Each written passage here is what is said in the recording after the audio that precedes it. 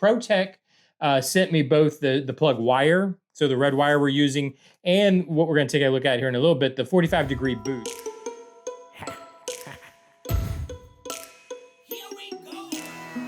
Welcome back to the workbench, where we try to make things. And it's Monday, so we're back working on Monogram's Heavy Chevy Chevelle. This is the Buddy's Buddy build, the build that we're basing off of a buddy of mine's buddy's real Chevelle. And we've made a lot of progress. And if you'd like to get caught up on that progress, check the link down in the description. There's a playlist for you. Get completely caught up to where we are right now. And where we are right now, well, we need to wire the motor. So I thought we would take a look at how at least I go about wiring a motor. Now, you're taking this advice from somebody that has no idea what they're doing, so, have patience. Just have patience. But before we start talking about that, I did want to point out that I have put the final coat of paint on the body today. So this is still curing, off-gassing, all that stuff. So I'll let it sit till tomorrow, where it'll get a sanding, another 2000 grit sanding, and then we'll be putting the stripes on and all that. But that's for another time. What we're here to look at today is the wiring of the motor, or at least how I went about it. And the best method I have is to start off by I just cut 8 pieces of wire. The wire, by the way, I need to mention a big thank you to ProTech. So ProTech sent me both the plug wire, so the red wire we're using, and what we're going to take a look at here in a little bit, the 45-degree boots. So they sent both of those to me, and I need to say a big thank you. And I mean, I think we all know there's really not a better source for plug wire, especially. That's where I've always gone for plug wire. I am going to be using some wire looms also, which I already had, which are also ProTech. I'm pretty positive they're from ProTech. I'm pretty positive from ProTech, but everything they offer, in my opinion, is top-notch. So when they offered to send out the wires and whatnot we needed for the Chevelle, I said, thank you so much. I really do appreciate it. I would have been buying them anyways, but I wanted to just point that out to you guys. They were provided to me. They were sent to me. Go check out ProTech. I'm sure you guys all know who they are. Give them another look. Go check them out. Let them know I sent you by. But anyways, let's get back to what we were talking about. And that's where I go ahead and just cut 8 pieces of the same length wire for my plug wires. I just find it easier to install from the motor side and then cut them at the distributor side. And I know you end up wasting wire, but it's such a tedious thing.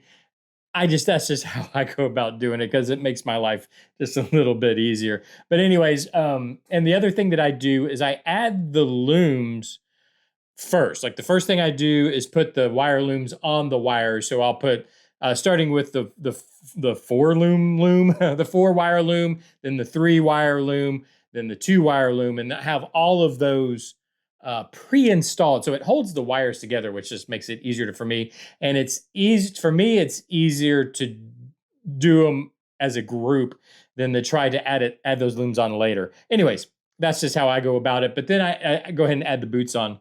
Go ahead and glue the boots. By the way, all of this is done with Starbond CA glue. So every bit of this is done with Starbond CA glue and an accelerator.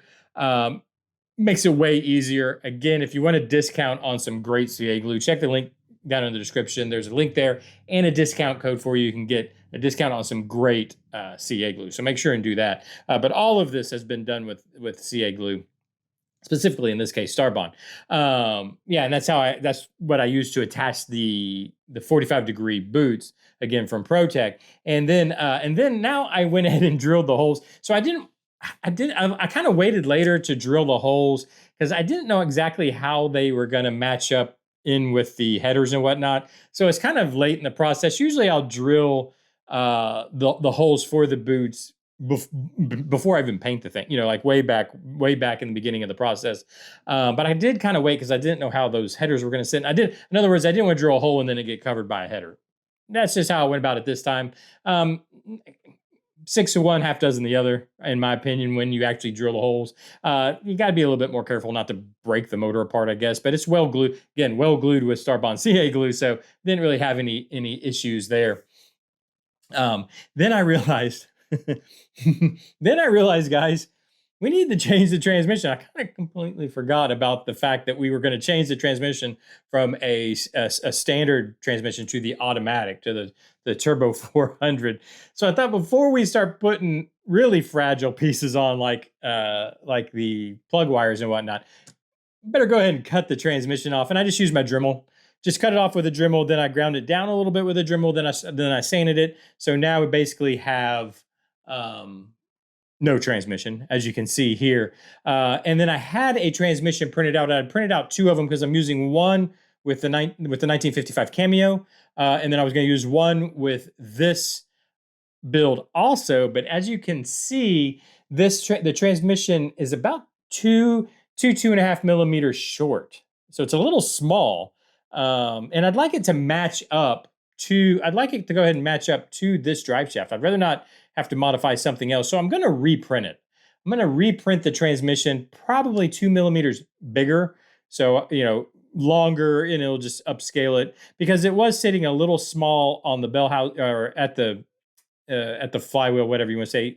Anyways, so I think that's going to fix our problem. What I'll probably do is print one that's 2 millimeters uniformly longer, and then one that's 2.5 millimeters uniformly longer. See which one works the best.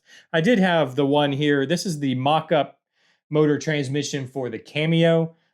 Quite a different motor than what we're using in the Chevelle. But you can see this is what it was, and it didn't look too crazy as far as size. But again, it was just a little short. I think it could be a little bit bigger. So I don't think that's going to be. I don't think that's going to be a problem. I think that'll be good. And then so from there, now that I had the transmission removed, went ahead and I just start by gluing on the block side, because you can just make sure. The only thing I would point out is make sure you got your wire looms kind of correct. So the number 2 hole here and the number 4 hole should have the two wire loom, I guess we'll call it here, then the 3 wire loom, the 4 wire loom. So just make sure you got your wires kind of the looms in the right direction, because if you do it backwards, that would really stink. And then we're using the old 18436 firing order. There we go. So that's how we're going to glue them into the distributor. And basically, I just pull the wire to the distributor and cut it there, and then glue it in. Again, using the CA glue, it's a very simple procedure. But I'll just pull it, glue it, and I was able to get the even bank done in time to make this video. I'm gonna have to need to do the odd side, the odd bank over here. The 1, 3, 5, 7 cylinders. But same process I'll be doing there. And then I think once we have the filter on, I've got some fuzz on there. Let me get it off. That's bugging me. There we go. Once we have the filter on it, I think it's going to look really nice. I think that's going to look really good. The wire looms make all the difference, in my opinion. So, like on the 442, the Oldsmobile we did, I left the wire looms off because we wanted it to look messy and crazy. But to keep it nice and clean and uniform weather, I like to use those wire looms. It really does make a cleaner looking engine bay, as you can see here. Anyways, but that's the process I use, and it took me. I am not very good at these. I'm so not good with little bitty fiddly things. Took me probably waiting for things to dry and whatnot, a good hour and a half probably to do that side. So it'll take me another hour and a half to do the even bank also, I would say, somewhere in that neighborhood. I want to point out one other thing also, that you probably noticed the front accessories have been removed. I do want to go in and make I think I'm going to model out a distributor bracket. I hate floating distributors. I think it's ridiculous looking. So I'm going to try to go ahead and make a distributor bracket. So I went ahead and pulled this off, and then so we can get that bracket in there, and then we'll permanently glue it back on once I have the bracket. But it just drives me nuts having that floating alternator. So that's why that is off. The only other thing I wanted to mention too, I am still working on the interior, and the main thing I wanted to, well, if I can get the interior out, let me see. Come on.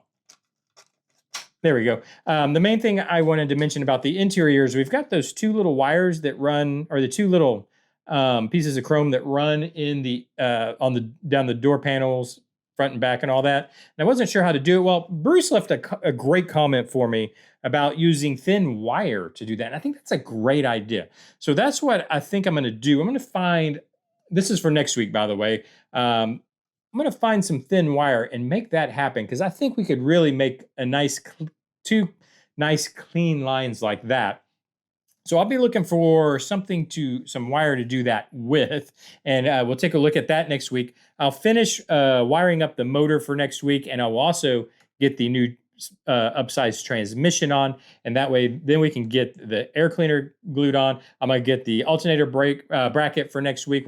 So basically the motor unit will be completely finished, and I can re-glue it back in. That way we can start then working on the suspension and exhaust, which is kind of all one piece here.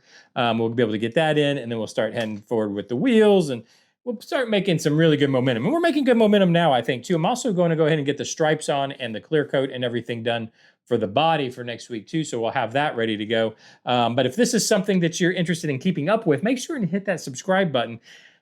This has been a fun one. I like it. I really like how this one's turning out. So if you want to keep up with it, like I said, hit that subscribe button. Make sure to go check out ProTech. Make sure to go check out Starbond. Check those links down in the description. That's two really, as you know, when I use a product, I don't always mention where the product comes from unless it's a product that I use a lot and am really behind. So that's why I am mentioning Starbond and ProTech. Only CA glue I use. Only photo etch parts that I use. So go check out ProTech. Go check out Starbond. Hit that like button. Hit the subscribe button. I don't do all those, but do everything everybody tells you to do on YouTube. I've got a whole nother 4 cylinders of plug wires to put in. So I will see you guys tomorrow. Bye-bye.